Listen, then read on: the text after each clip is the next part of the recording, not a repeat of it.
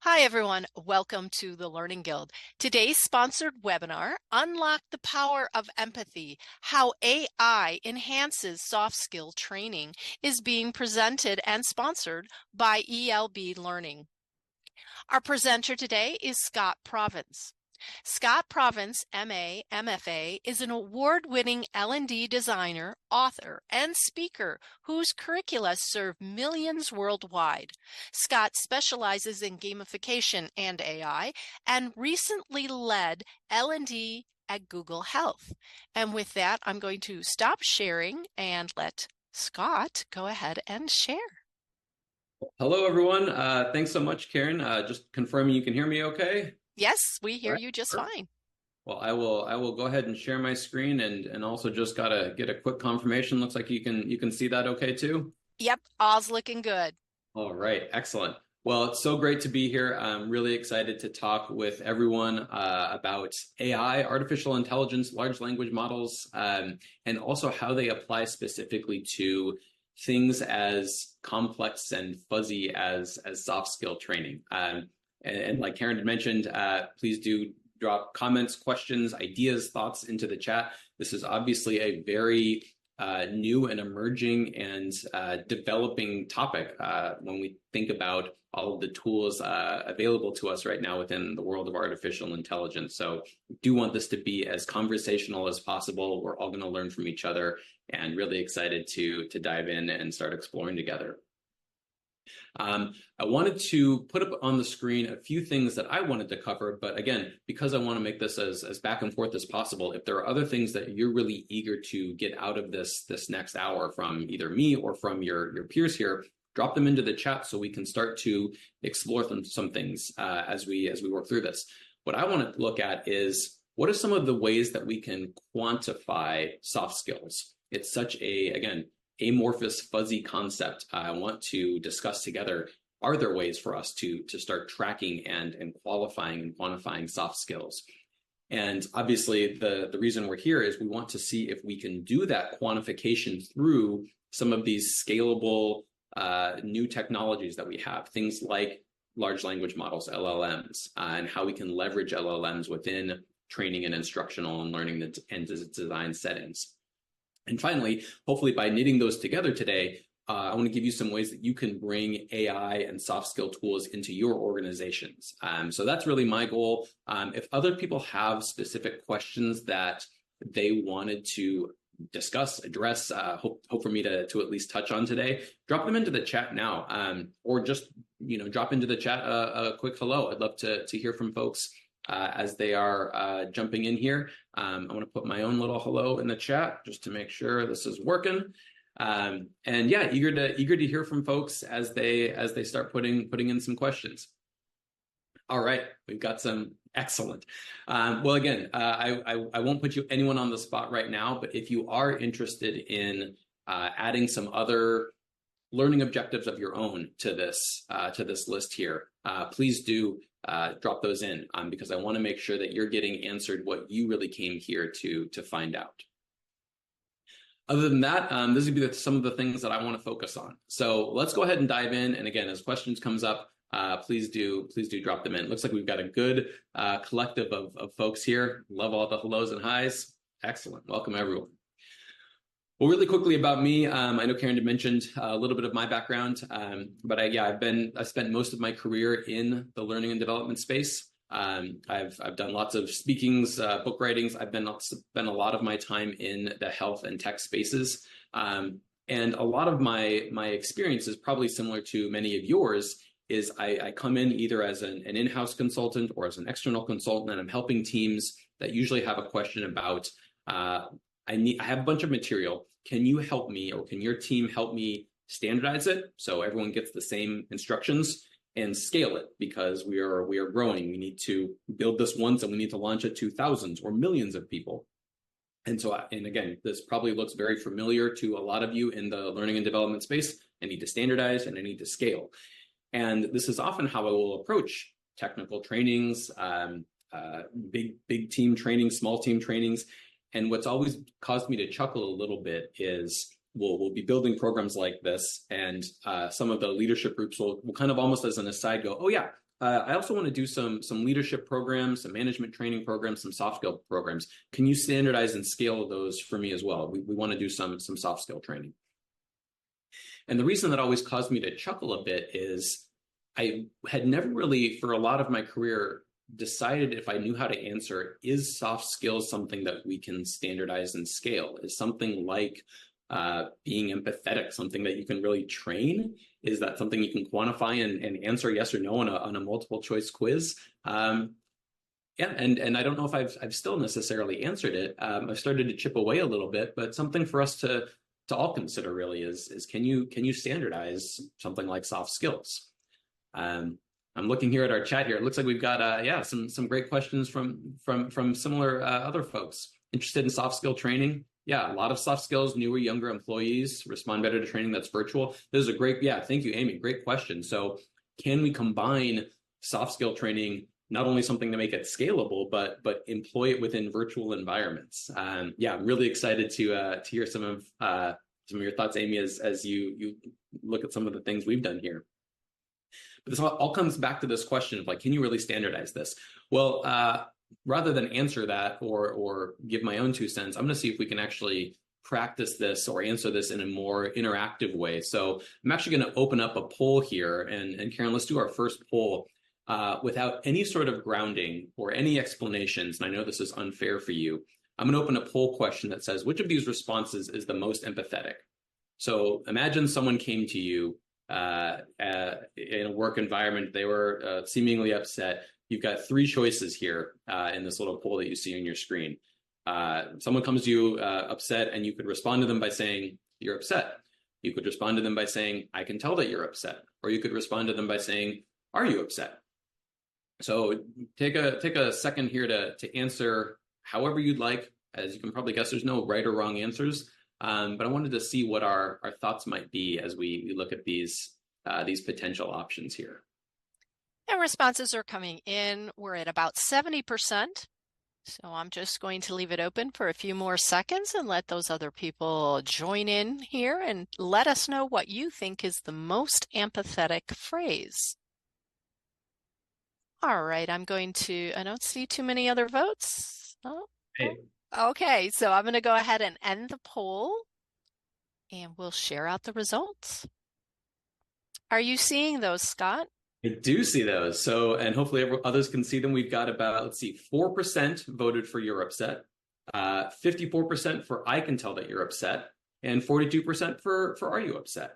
And this is what I will say when I've asked this in other groups. This is pretty common for how we split the responses. They're pretty evenly split between I can tell that you're upset and are you upset? For anyone that has voted either in I can tell you're upset or are you upset, any rationales that you'd want to drop into the chat as to why that felt like the most empathetic? And this is a great point in the question here. I feel like the tone of voice can really change it. Yes, absolutely, right? And I can certainly tell you that when I ask someone who's upset, are you upset right now? Depending on my tone, that could be taken very, very wrong way. Yeah, an I message, right? Yeah, an I statement. I never want to assume that someone's upset, so I ask for clarification. Yeah, this is great. Better to ask and validate than to just state an assumption. Yeah, I would not want to assume.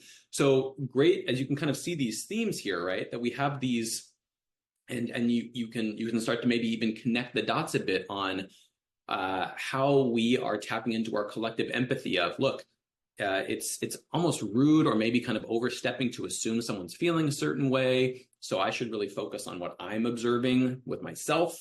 I should maybe ask a question to clarify. These are all really valid, accurate ways to start to unpack some of our collective empathizing skills. All right, I'm going to go ahead and stop sharing. Perfect. And there we go. And I just want to point out a comment. Someone, it went by so fast. Someone says that they would prefer to ask, how are you feeling right now versus are you upset? So just another way to rephrase. Oh, and thank you, Karen. I'm so glad you called that out because actually that's gonna tie in really well to this next little poll that we'll do in a second. Not quite yet, but yes, how are you feeling versus are you upset? Different type of question, which we're going to get into in a second here. yeah, it clues into what we're getting, like how being upset looks like. That, that can vary greatly. So maybe someone's coming and they're really excited, and I'm interpreting that as upset. So asking, "Are you upset?" and we'd be like, "No, what are you talking about? I'm thrilled." All of these things can be really, so yeah, great conversation. Take a look through some of these chat threads. You'll probably learn. We all probably learn a lot just about empathy just in reading the different perspectives that we're getting here. When I first started building out leadership trainings and soft skill trainings and started to ask myself, can I standardize and quantify things like soft skills? Being a little bit more based in behavioral health and the health tech world, I went back to some of the research there, and I wanted to see, well, what research has been done around some of these empathizing skills, and what are we learning from research studies in clinical psychology and these behavioral health experts out there, because I want to see what the data is showing me, not just what is my gut telling me about how I should respond to someone who has an emotion. And this is where things got really interesting for me. What the research was saying was actually a little different from what I was expecting. And you can see this on the screen here. A lot of clinical studies and therapeutic practice have given us some heuristics and some quantifiable heuristics for expressing empathy that might be a little different from certainly my own preconceived notions, and I think probably a lot of others here as well.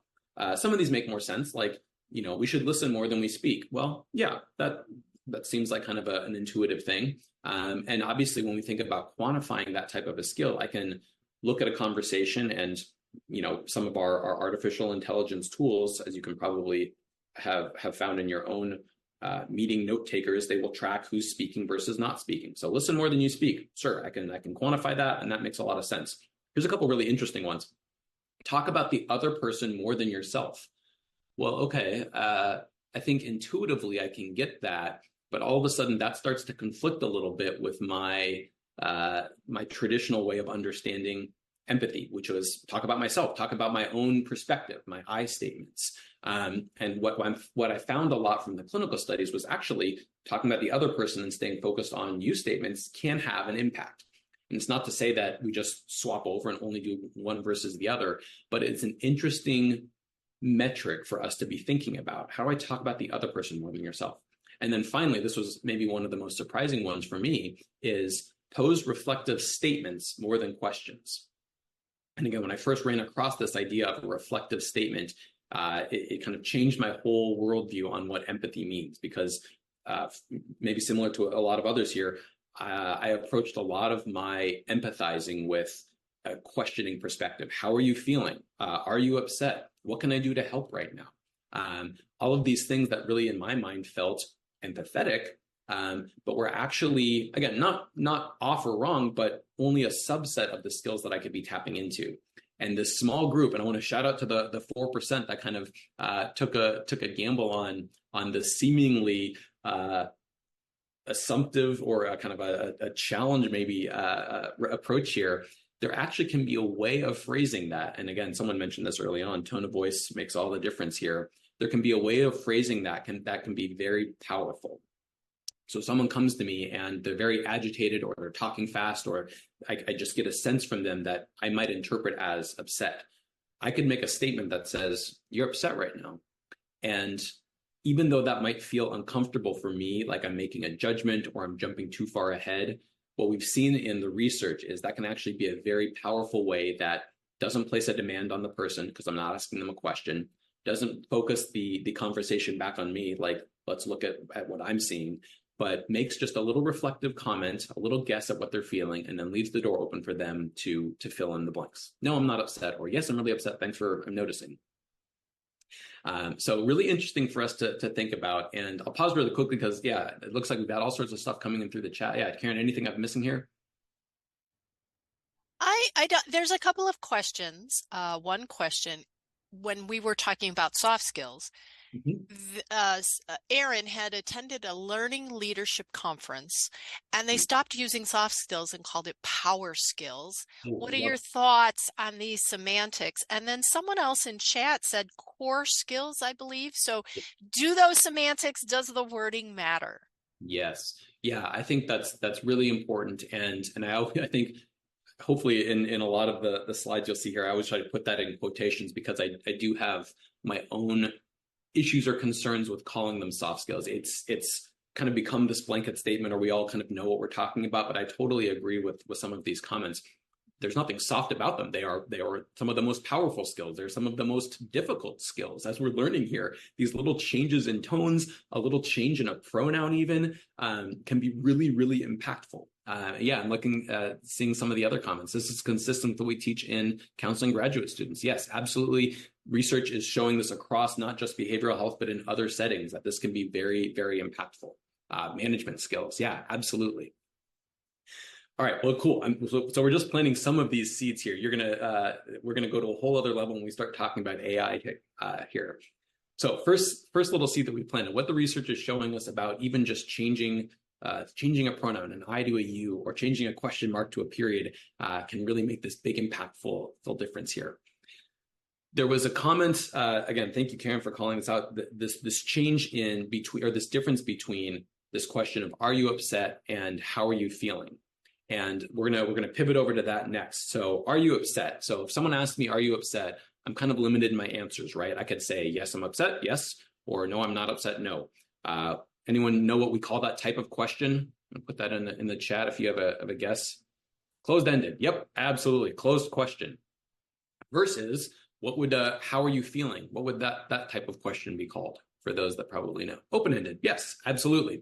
Open-ended question, how are you feeling? I can answer that any way that I want. Closed-ended question, are you upset? Yes or no. I also kind of put in that category, like if someone asks me what time is it, it's 2:30. I would call that more of a closed-ended question, because even though it's not yes or no, it's kind of limiting me to a single specific answer. So with that in mind, here's our next interactive question here. Which of these is an open-ended question? So Karen, if you want to pull up our second poll here, we can vote on an open-ended question. All right, I've launched the poll. Perfect. All right, which of these is open-ended? Are you okay? How about we talk for a bit? Or why are you sad?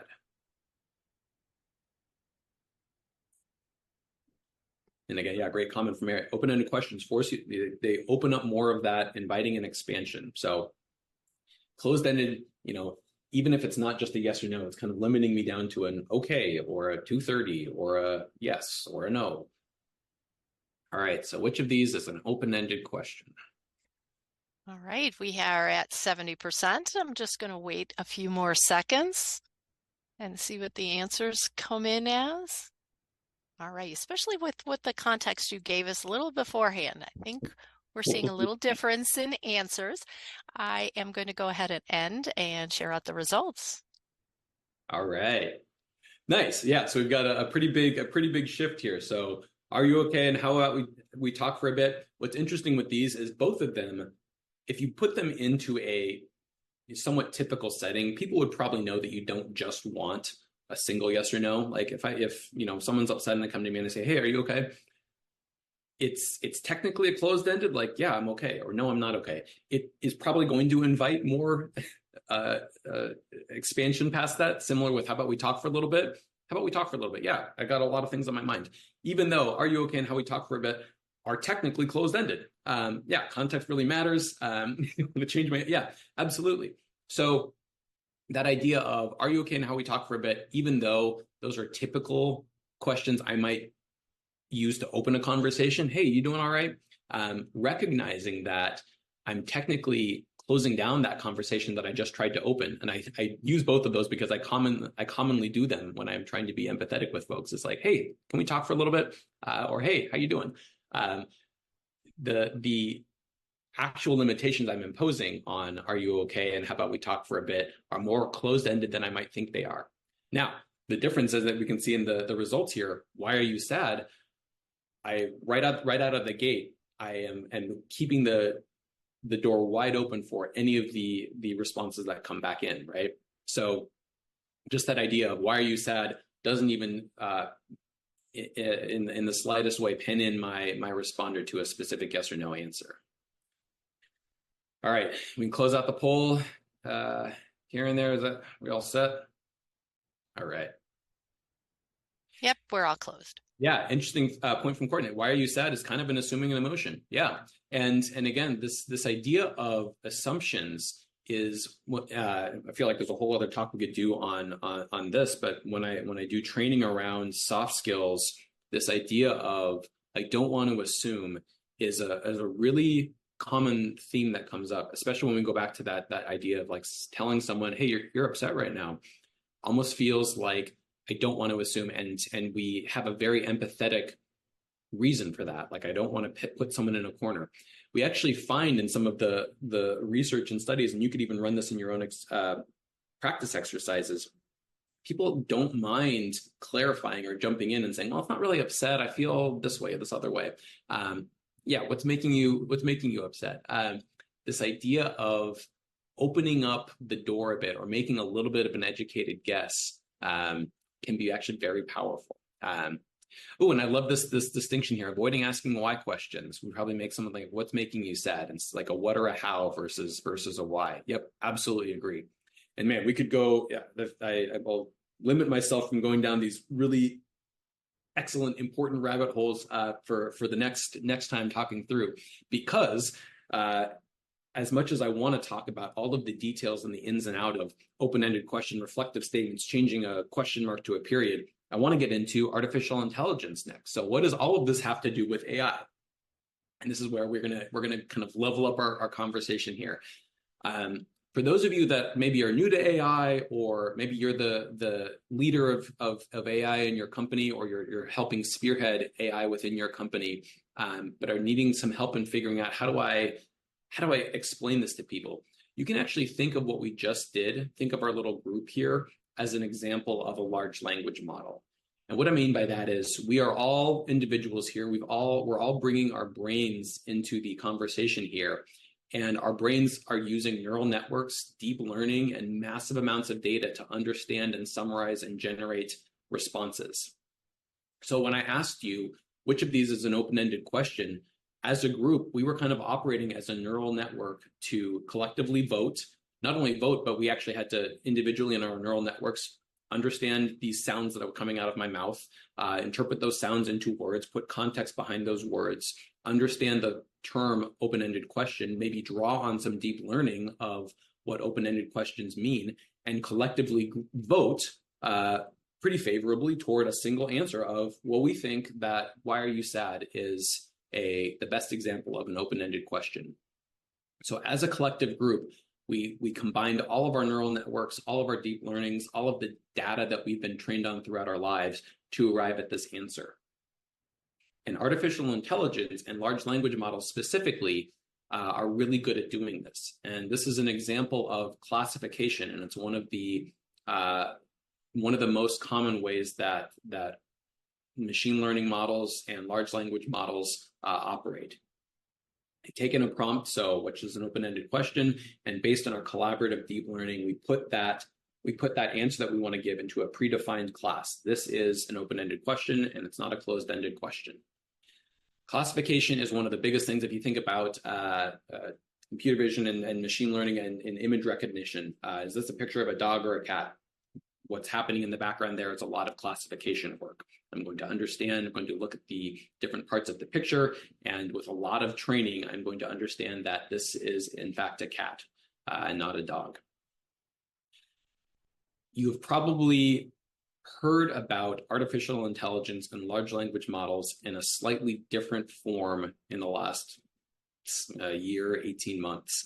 And that is that idea of large language models are not just good at classification, they are good at generation. So text generation, GPT, Bard, Gemini, Claude, all of these models that are coming out and getting a lot of attention right now. Not just classification work, a lot of work happening in that sense of generation. And again, these are both really important tools to have, but we should be thinking about, especially when we start to use these in our organizations, the difference between classifying something and generating something. Classification is a pretty controllable thing to do. I can say which of these is open-ended, and you only have two options, open or closed. Generation is a lot broader. You can kind of see here, I told GPT to invent a story in 100 words, and it's just going to go off, and I have no idea what it's going to be saying. What's interesting is we can understand text generation in a very similar way to the way that we just understood classification. So I gave you a quick little poll question, and that's a way to classify. I'm now going to do a new exercise that's going to teach us how to understand artificial intelligence in the form of text generation. So let's play a little quick game. I need 3 volunteers. So whoever at this point puts in me or I'm in or in the chat, I'm going to pick our first three folks that volunteer in the chat to play a little story building game with me. Cassandra, Aaron, and let's see, one more, Todd. All right, Cassandra, Aaron, Todd, thank you so much for volunteering. What we are going to do is we're going to play a one-word story game. You've probably done this, or maybe have done this in the past. All we're going to do is we're going to take turns posting one word at a time into the chat. We're going to go Cassandra, then Aaron, then Todd, then back to Cassandra, then Aaron, then Todd again, and then back to Cassandra. Everyone else stay off the chat, hopefully. Everyone's coming in here. Oh yeah, so make sure that you switch your post to everyone. So there we go. Yeah, so to make sure that you can little drop down there that posts into everyone. So we'll have everyone else stay off the chat. We're going to have Cassandra start, and then Aaron, and then Todd, and then we'll jump back to Cassandra, and we'll see if we can get all the way down to inventing a full story. And I might cut you off before the end of the story just to see how it goes. But let's have Cassandra and Aaron, and then Todd. Let's all have you post ready if you're ready to go, and then Cassandra, you can. All right, Todd's ready, Cassandra's ready, Aaron's ready. All right, Cassandra, start us off with our one-word story. Where is the cat? Excellent. We're going to assume that we can do period punctuation in there today. Very nice. Keep going, Todd. All right.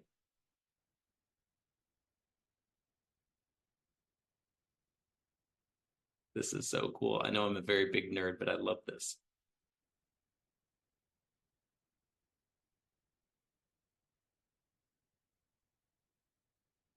Love it. All right, perfect. We'll pause it there. I'm going to scroll back up and read us here. So, where is the cat today? She was over by the counter and well, the story could have gone on and on and on. Huge shout out to Cassandra, Aaron, and Todd. Thank you all for indulging me. You might be wondering, why on earth is Scott doing a one-word story game to talk about large language models and text generation? If you have used something like GPT in the past, or any of the large language models, this is exactly what predictive generation is. A large language model is a very fancy one-word story machine. So and people have noticed that, hey, we used to play this around the campfire, or if you want to kick off your next in-person meeting on AI in our organization, have people play the one-word story game. It's a great way to recognize that our little group, Cassandra, Aaron, and Todd, were acting as a little neural network, right? So even just in those 3 brains, we've got different words coming in, and then in the background, in Todd's brain as the third person here, Todd needed to think about the characters, the subject. Okay, it was cat. We got to now all focus on cat. The arc of a story, basic grammar usage, my order in line, what words have been said so far. All of those things, when we think about how my little invent a story prompt to GPT, you've noticed how GPT will often compose in these little chunks. That same thing is happening. It's basically using its layers of neural networks to say, okay, I'm writing the word it now. What is it referring to? And it's having to use its neural networks to go back and say, oh yeah, I'm talking about the animal. What is the animal doing? And what is the it referring to? So one response is not very, yeah, absolutely. So this is exactly, again, if you need a way to explain to an organization what we're doing with artificial intelligence and how large language models are working, this is a great way to be thinking about this. All right, I'm going to pause here because we're now going to level up even further. We're going to get an order of magnitude deeper in terms of complexity. But before I do, any questions or thoughts from folks? If you wanted to drop them in, or Karen, I'll take a pause and see if we got anything coming in that I've missed. I am not seeing any questions right now, but we'll let people go ahead, and I know we've been reviewing them as we're going along. Perfect. Well, good. Well, I'm glad, hopefully like trying to layer these things in. So we're starting very, very simple with, which of these is empathetic, planting some seeds about how we can start to quantify things like quote unquote soft skills. And I love these side conversations, is soft skills even the right term to be using? And now starting to layer in, what can we do with artificial intelligence today? Can we understand it as a classification engine? Can we understand it as a text generation engine? All of these things we're now going to start to stitch together into, like I mentioned, this next level exploration of using artificial intelligence in soft skill and empathetic and leadership trainings. So here's what we're going to do. We're going to start to put this all together. And I'll spend the next chunk of time probably on just a couple of slides here, because again, we're going to get fairly complex fairly quickly. And I would say just the text that I have on screen here, right at the top here, is probably one of the biggest takeaways. Is as you start to explore AI in your organization, start to think really specifically about the role that you want it to play. And even just the two little outputs that we were looking at, classification versus text generation, is really important. But also thinking about the role that you want a large language model to be playing. A lot of today's large language models are marketed as experts. So put this little LLM into your organization, and then you can ask it any questions you want, and it's going to give you some great responses. Or upload your own version of an LLM along with some documents internal to your organization, and it'll be able to just read through those documents and give you a clear answer. I don't mean to diminish all the cool things that large language models and these generative pre-trained transformers, these GPTs can do, but recognize the limitations of predictive generation. It would be like me and Todd and Aaron and Cassandra sitting down and all reading the same internal document and then creating a one-word story answer for how to respond to that document. We could do it. There are also obviously some limitations to having a diverse neural network response to that type of question. And yeah, great comment from Amy here. The assumption that AI being experts is one of the problems, right? It still feels like that wild, wild west. Hallucinations are absolutely rampant. I ran that one-word story machine exercise with a team in New Orleans, and I said, hey, let me ask this team a very specific question. How many sports teams, professional sports teams, are there in New Orleans? And I had them go through the room and answer. There are approximately, when you think about it, and they were all kind of waiting to see who was going to put the number out, and finally someone had to say 7. I don't know, and it was a wrong answer. It wasn't necessarily. It sounded correct. We through our one-word story answer made it seem like it was pretty viable, but because we are relying on this diverse neural network, if you don't have the right training or the right data set loaded into your machine, you can still spit out those incorrect answers, not by the fault of the algorithms or the machine learning models, but just because that they're not really designed to be the experts. Yep. So hallucinations, biases, absolutely can give you those incorrect answers. Absolutely. So what do we do with that? Well, when it comes to teaching complex topics like soft skills, like empathy, like leadership, like critical thinking, all of these things, using a combination of AI models can be really powerful. And this is where I'll start to plant some seeds. We can go into a little bit of the details of some of the research that I've done in the past, but it's still absolutely the Wild West, kind of an exciting frontier. And hopefully putting some of these guidelines and these definitions in place for you today can help you figure out where you want to take your next step. So yeah, great comment from Jim here. Yeah, who governs the generation of AI content specifically? Oh yeah, regarding the defense industry, what's the cutoff for AI can't go there? Really important questions. You'll see this little this division I put down the screen here. I'm gonna put kind of the first stake in the ground for that. Jim and others, but these are absolutely the question that Jim just put in the chat. Absolutely the questions you should be asking yourself within your organizations.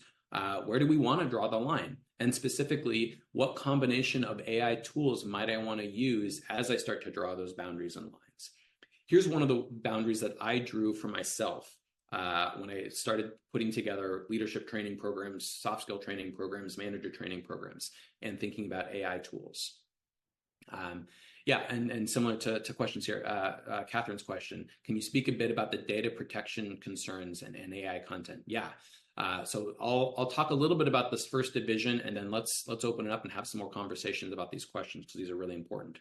So when I started creating my first soft skill training program, I recognized that I wanted to make a key distinction between an artificial intelligence large language model as a conversationalist, or almost like a student. And this is where something like GPT or our one-word story machines can be really, really helpful. I can talk a little bit about what all these terms mean: supervised learning, reinforcement learning, prompt engineering. The good news is you can look at these terms as what a tool like GPT or OpenAI has already done for us. That has used a lot of supervised learning and reinforcement learning to train up a whole model, a large language model that with a single prompt, like I want you to be a grumpy student, can now give me a conversation partner where I can have open-ended situation-specific practice. So this is what that looks like, right? And you can probably imagine building up your own version of this. I created a pretty basic interface that said, I want you to be a student coming to looking for some help with career advice. And now I can just have as many conversations as I want. And every time I refresh this scenario, I get a new student, I get a new, slightly different situation.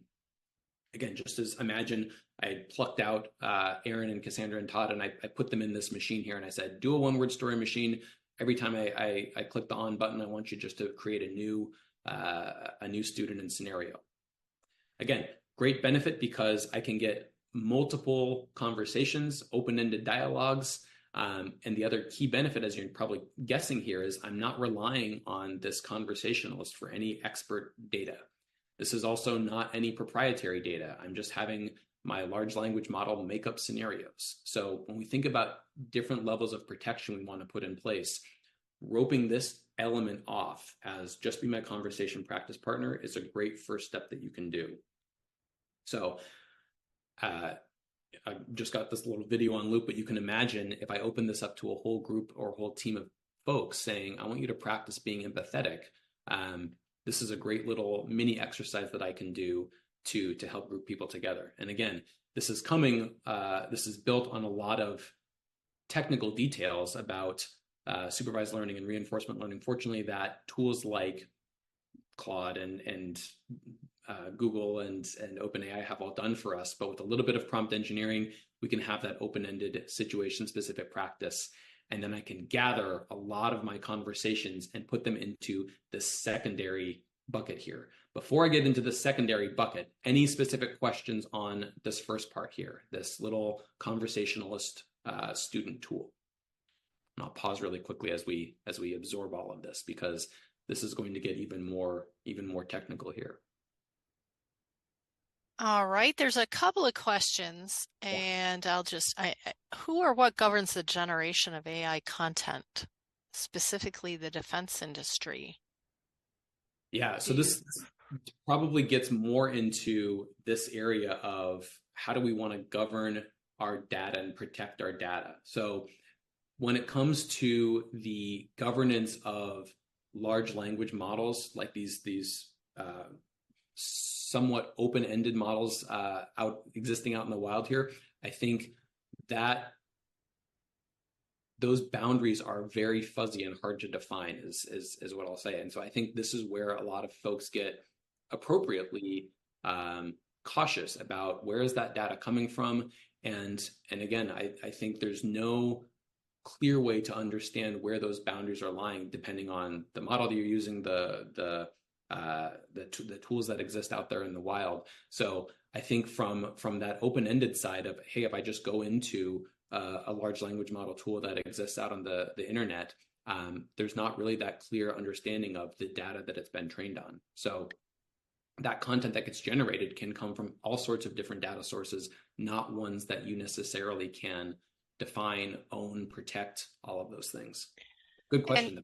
And Catherine also piggybacked on that and asked if you could talk about data protection concerns and AI content. I know you're touching on it right now, Yeah. but do you have any recommendations? Yeah, great. Well, yeah, great question. And so I'll use that to kind of leapfrog into the second bucket that I'm talking about here. So again, for those of you that have played around maybe with GPT or other tools, building out something like this that basically just says be a conversation partner and capture a bunch of conversations that my team has. And knowing that I'm not using proprietary data, I'm just saying be a grumpy student, or if my industry is healthcare, be a grumpy patient or a happy patient or a patient with asthma.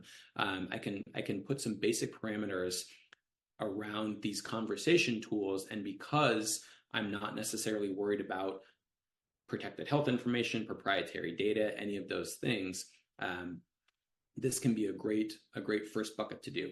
Now, to Catherine's point and others, how do we start to put some specific data sets in place and protect those data sets? Now that I've captured some of these generative conversations, quote unquote, out in the wild, I can actually input those through specific machine learning models that I now create, where basically I have a bunch of proprietary data. I have clinically researched categories of what good empathy is. And I can build my own internal models that basically say, look through these 10,000 different data sets that I have of what an empathetic conversation is. And I want you to, as a machine learning model, I want you to analyze what those trends are and be able to tell me with my own collected, protected data set, not using OpenAI or GPT or Google or any of those things. I want you just to tell me what are the common trends in my own individual data sets here.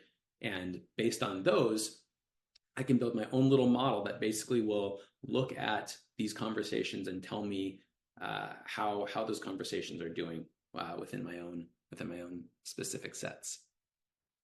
Oh, cool. So a good comment here. I keep hearing about creating proprietary internal models. I'm not sure what that is or how we do it. Perfect. Let's double click on what Amy just mentioned there. So Scott's got a bunch of conversations from GPT.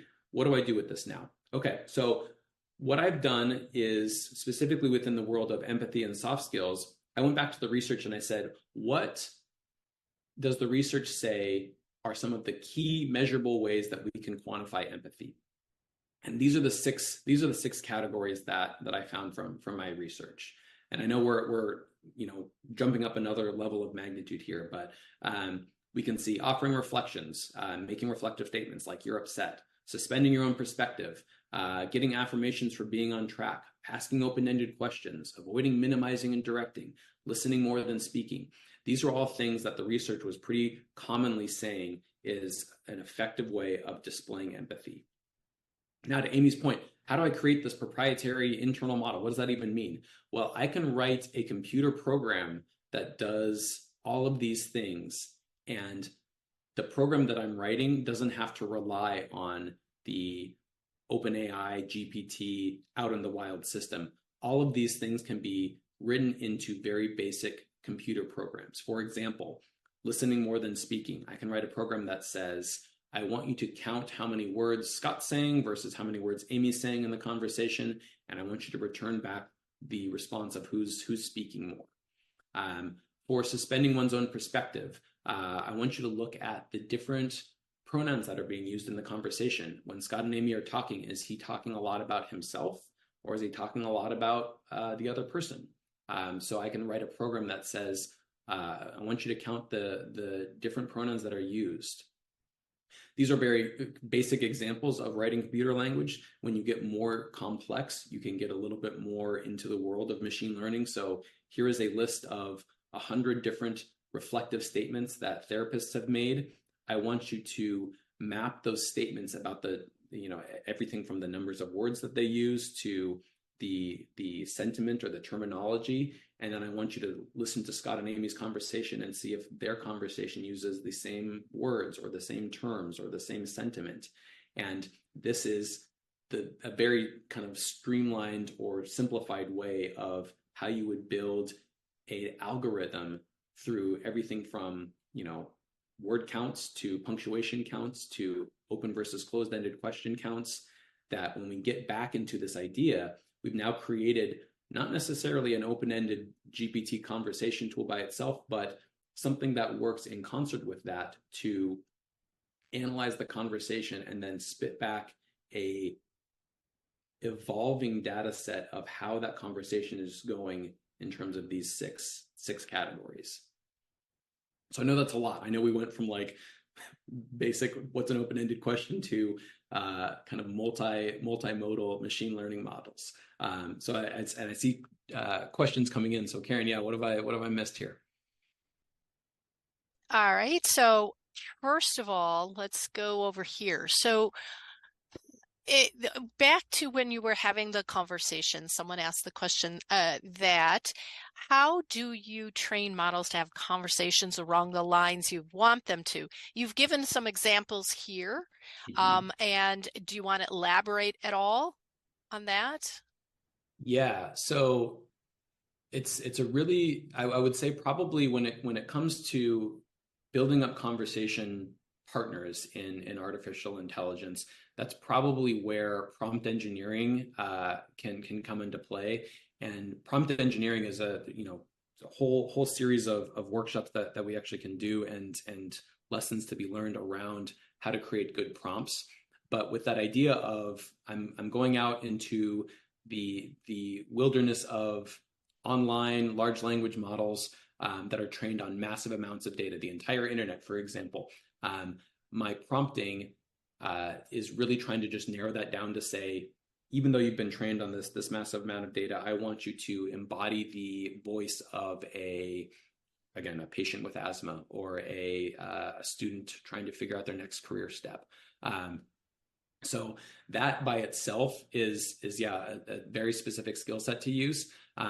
What I'm pointing out here is recognize that the answers you're going to get from that in the wild large language model should be very different from a expertly trained internal data set that you've maybe written with your team, or you've partnered with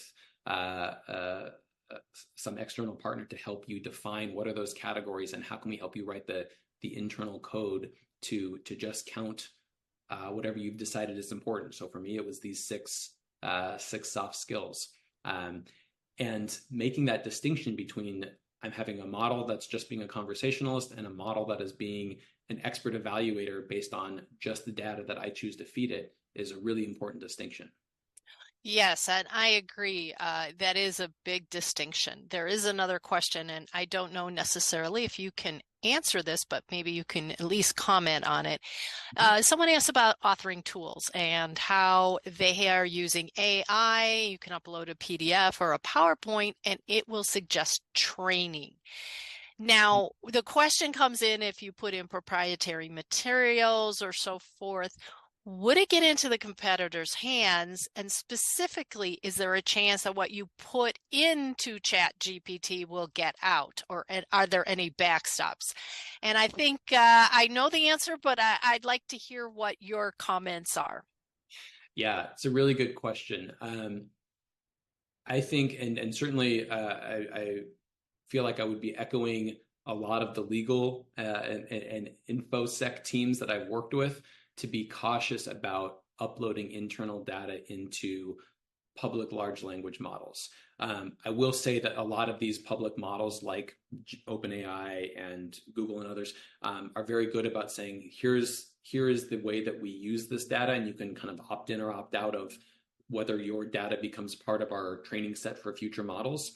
Even still, because these models are built with massive amounts of data and exist in their own black boxes, basically, I always have a little bit of hesitation, or want to make sure I'm doing my due diligence and working with my own legal teams and InfoSec teams before I incorporate internal data into these larger, again, quote unquote, in the wild models. This is very different from building my own little tool that says, I want you just to act as a classification system. And again, think back to our first little exercise where I was saying, is this question open-ended or closed-ended? I can build my own little model that just says, look for questions that start with the word what or how. again, I can do that with some basic coding language. Doesn't even need to be a machine learning tool that would just say, did Scott's question start with the word what? If it did, it's probably more open-ended versus closed-ended. And these are little classification rules that I can write for my internal model that doesn't have to rely on the massive amounts of data required to have a free-flowing conversation.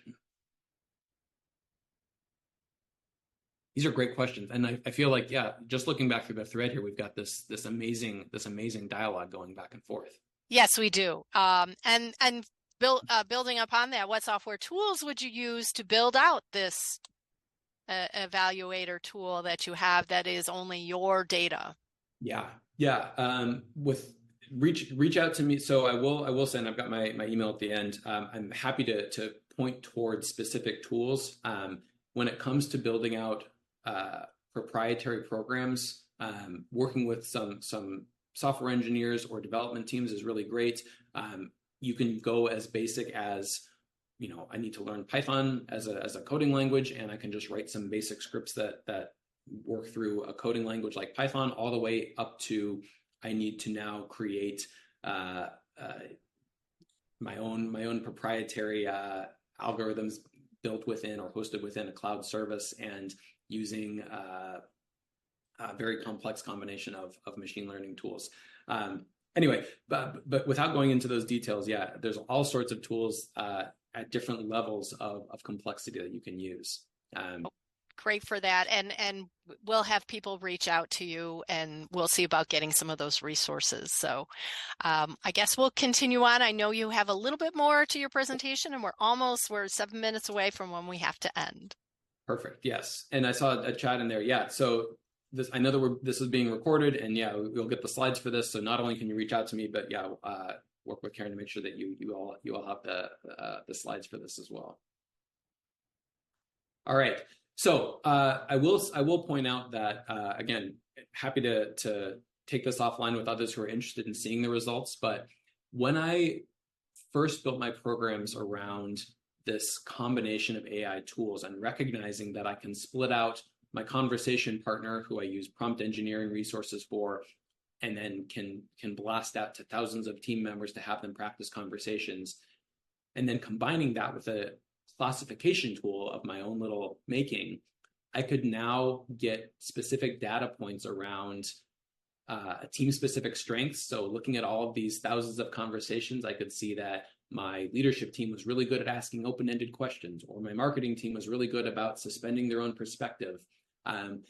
This distinction between here's some generation, just practice conversations, and here is an analysis of how that generation worked is what led to really great insights. And as you can probably guess, this sort of data that comes much more from classification models and classification work within artificial intelligence is what leads to the skill development. So I can now go back to my leadership team and say, hey, based on those thousands of conversations you had with my little prompt engineering grumpy student, you're really good at asking open-ended questions. You're not great at making reflective statements. So let's practice this. Let's get now into some specific skill practice on what a reflective statement is and how we can practice this. And let's go back into the conversation tool next week and see if we can do this again and get a new classification or new analysis of this.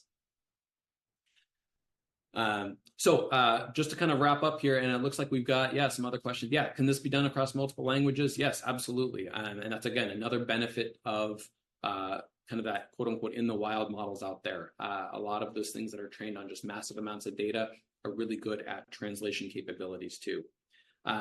This is something that I know that I'm really excited to explore, and ELB Learning is doing a lot of. So if you're interested in reaching out to me or my teams as we work on this, we can certainly help you figure out what your next step with AI should be, whether that's, kind of starting on that basic level of let's just do some of these one-word classification story engine games and understand how this relates to large language models, all the way up to, I think we're really ready to create, we've got some proprietary data, or we've got some rules that we want to incorporate into an algorithm. We want to build something out and have it start using and classifying internally some of the things that we do, that's what we're here for. So I'm really excited to continue the conversation. You can check out some of the services that we have at elblearning.com, and really excited to see what ideas and thoughts people have. Just as a final wrap up and takeaway. So what can you do with this info? Again, ponder it, think about it, look through the recording and the slides. I certainly like using these little hands-on activities like the one-word story game. You're welcome to take those back to your own teams and use that as almost a analogy or example of how artificial intelligence works. But then as you start to think about your own leadership or soft skill categories, how would you quantify them? What research might you want to lean on about what good empathy means, or what good management skills means? And can you start to, if you were thinking like a classification program, could you start to think of different buckets that those might fall into? And if so, we could probably help you build some basic models about that. So that's certainly what we're here for. And yeah, really eager to keep those conversations going. So there's my email in there. I will put it in the chat as well, so people can copy it. Let me do that right now. Learning.com. But yeah, really excited to keep the conversation going. I know we've been taking questions throughout, but are any major questions or things that I missed here? Let me unmute. There we go. I don't think so. I think we've covered all of the questions. I didn't see any others. And if I missed one, please go ahead and put it into the Q&A or the chat so that we get that answered for you. Awesome. Yeah, I think, you're getting a lot of informative, engaging, and it was wonderful. And like Scott said, I will make sure the recording and the handout are posted by an early part of next week. Hopefully by the end of this week, you will get an email. If you don't, it'll be posted in our sponsored webinar, or our sponsored library, which contains webinars and other things. And I put a link in chat there. All right, so thank you so much, Scott. I think you answered a lot of great content there for our audience, and it was great working with you. So I will thank all of you who are on this call for your time today, where you paid rapt attention to the webinar. And thanks, Scott, and thanks to ELB Learning, who sponsored this webinar. We'll see you at the next webinar, everyone. Bye-bye.